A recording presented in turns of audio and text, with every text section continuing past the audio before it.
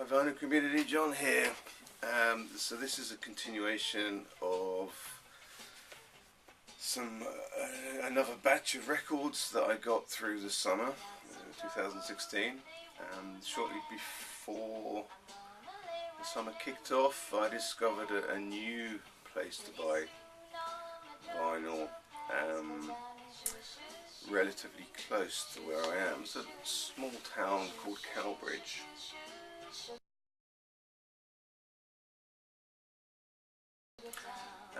I guess it's about 20-25 minute drive away.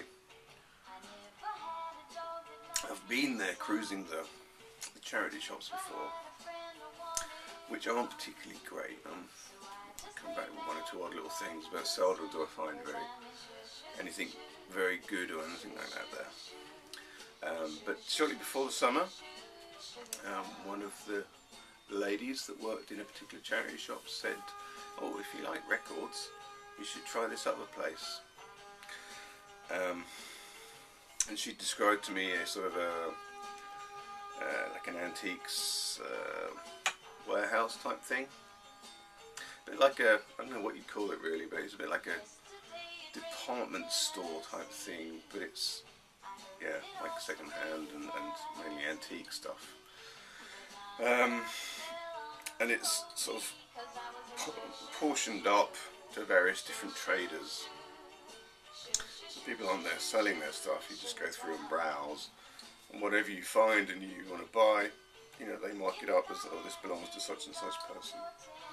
Now, in this little warehouse place, at the far back, there is a little section called Penny Lane Vinyl. And yeah, basically it's a trader or a dealer selling used records. I took some film when I was there last, so you can take a look and see how that looks.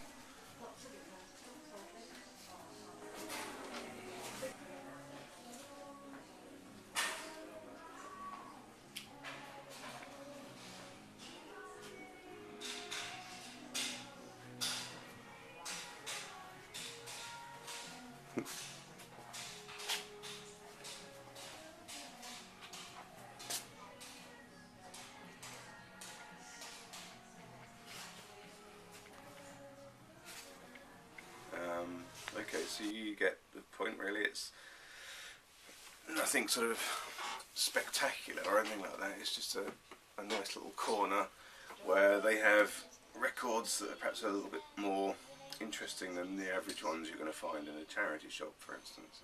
I don't know who this person is that owns that little section, Penny Lane Vinyl, but they obviously acquire, you know, collections and so on and so forth. So it's some sort of a dealer, I assume. But you can tell it's not someone that really knows an awful lot about music. It's someone that is wily enough to be able to find out the value of certain records, because you can bet your bottom dollar, whatever record you find there, you take it away and look it up on Discogs, and it's priced exactly, you know, what it's going to be on Discogs. So it's kind of obvious to me that whoever owns that place, that's what they're doing. To a large extent, and you know, at the end of the day, I feel, you know, one person's evaluation of a record is different from another's. I mean, it says so on an internet site. A particular record on this pressing, on this condition, is worth such and such, or this is what people are asking for it. Well, you know, if you happen to be someone that really, really wants that record, then it's worth a lot more, obviously. And vice versa, you know. Maybe you've got 10 of those albums and you wouldn't give a penny for another one. Anyway, so I'm going to show you a small bunch of records that I've bought from this particular place. First of all, we're listening to this. This is Nancy Sinatra's Greatest Hits. I was really happy to find this. It's the only record by her that I have, and I've often wondered how she sounds. We all know that these boots are made for walking, but I hadn't heard any of her other stuff until now, so it's quite fun to have hold of. Okay, so the first one, or the one after that, I'm going to show is the first Talk album. I got this surprisingly little. I think I paid about £6 for this. It's in pretty good shape. Yeah, and that's the first pressing, first UK pressing. So I really like Talk. I've only had this album on cassette, I think. I've never had it on a CD or vinyl before. So for me, that's a great find. Yeah, I don't mind paying £6 for something as good as that. I've also found this one. This is the Undertones, the second album, Hypnotised. Again, it's in pretty good shape, and the label, and packed full of great tracks. The only Undertones music I have, I think, is on CD. I have like a greatest hits, which I played to death a long time ago. Yeah, so for those that don't know, the Undertones are basically a punk band from Northern Ireland, and they're perhaps most well known for being the band where Feargal Sharkey comes from. And they went on to form a band called That Petrol Emotion after they sort of stopped doing this punk thing. Dexy's Midnight Runners, how do you pronounce that? 2AA. I already have this album, and I like it so much. When I play it, I often think to myself, I'd like to give that to somebody else, because it's a really good album, and I think a lot of people may not know that. When did it come out? It came out in '82. There's a single on this, Come On Eileen. It's one of the biggest, got to be one of the biggest selling singles of the '80s. I remember when it was being released. I assume it got to #1. I don't know. It must have spent so many weeks in the charts because you heard it all the time, to the point of really getting a bit sick of it. And I remember when I originally bought this album, I didn't really have an awful lot of hope for it. I thought it was just going to be the same kind of annoying music as the big title, or the big single track. But actually it's not, it's really, really good. And if you read up about this guy, Kevin Rowland, he's actually a really interesting character. I'm not too sure about much of his other music that he's made, but it always gets really good critical acclaim. But I really like this. So I got it basically to have, I paid £4 for it. I got it basically to have as a second, or to potentially give to somebody that doesn't have it, or, you know, I don't know. I haven't got anyone in particular in mind when I think about this, but I just think often when I play it, it's so good that I want to give a copy to somebody else to share it. Joan Baez. So this is In Concert Part 2.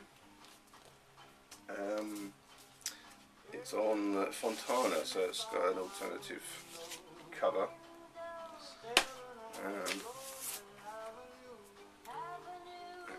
Fontana. You know, she really does have an angelic voice, and I think particularly in these live recordings, in Concert 1 and in Concert 2, if you're not prepared for it, I think her voice is sort of jaw-droppingly good when you're first exposed to it. I always remember when I first got, I think, the first album by Joan Baez that I did actually get was probably this one in a different pressing. And I can always remember like this amazement when I put it on. Like, wow, why didn't I know about this person before? So yeah, I got this. It was yeah, it wasn't particularly highly priced. I think a couple of quid, and I got it again because, like I said, it's one of those ones that you hear and you think, oh, I really should give so and so a copy of this. They'd love it. Okay, Steve Hillage. I don't know much about Steve Hillage except that he was part of the Canterbury scene. It's got a name written on it, sadly, but apart from that, it's in fairly good shape.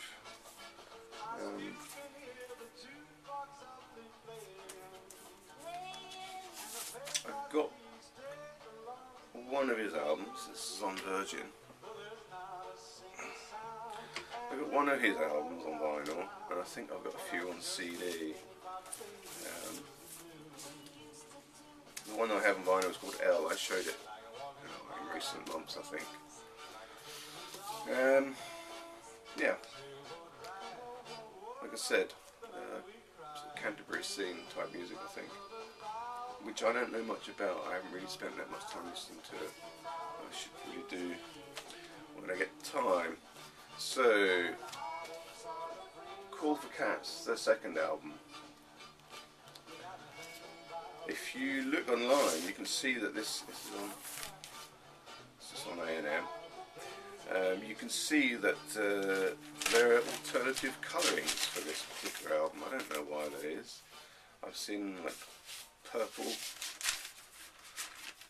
ones, and I think yellow ones, and different lettering colours and things like that, which is odd, but there you go.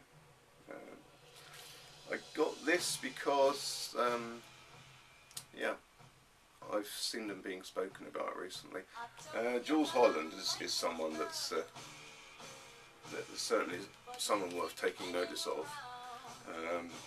He's got a tremendous legacy, but I can't say that I'm that familiar with the Squeeze.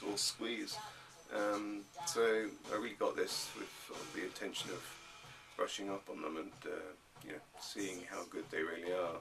A lot of people say they're very, very good.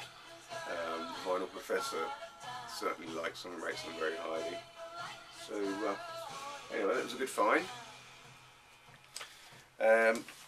Here's a couple more that were paid a bit more for these.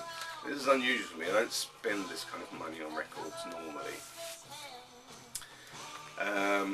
But I saw this one and I happened to be flush on that occasion, so I grabbed it. So this is an album by a Welsh progressive rock band called Man. It's called Be Good to Yourself at Least Once a Day. Now, it's really fun because when you open up the gatefold sleeve, it has this map of Wales. I don't know if you can see that now. On the sort of the inside, on the inside of the gatefold. I reside basically down here. Here's Barry, a little bit to the west of Barry, the lowest, most southerly point of Wales, a place called Roos, close to the airport. Cardiff is there. I really like that. It's a fun thing to look at. I can't think of a better way of showing any of the detail on this in the video. But it's certainly fun to look at, even though it's a little bit unusual to fold up. Yeah, I must admit, this is on United Artists Records. I must admit, they're perhaps not the best progressive rock band you've ever heard.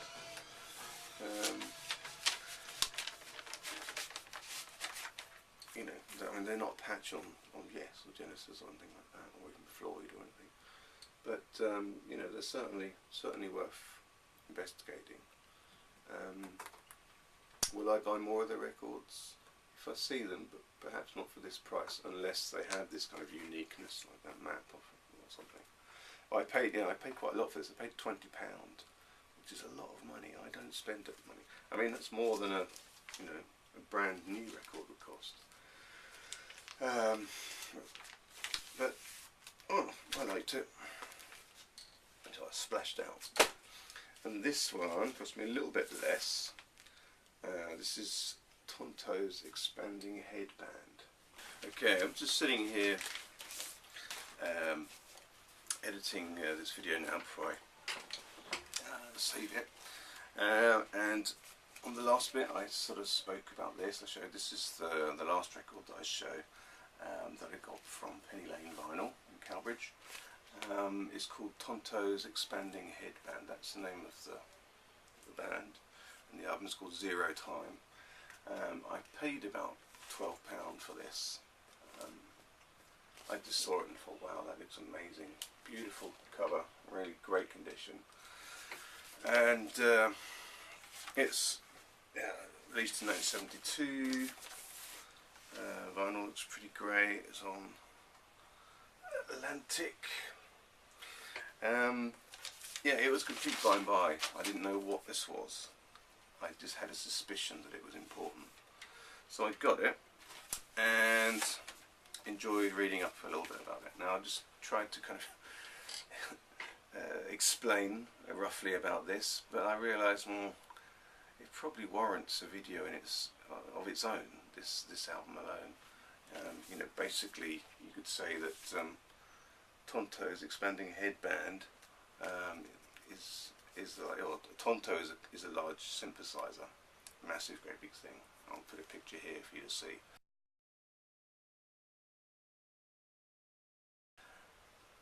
See what I mean? It's kind of big, and it's the thing that produces a lot of the sounds and music that you hear in at least some of Stevie Wonder's Brown period albums. Kind of groundbreaking in its day. Well, it's obviously very retro now, but I'm going to sort of summarise it better and talk more about this record and post it at a later date. Okay, thanks very much for watching. I won't bother doing a sound needle drop of this because it's all there on YouTube. I can even put some links. Alright, thanks very much. Look out for my next video. Bye.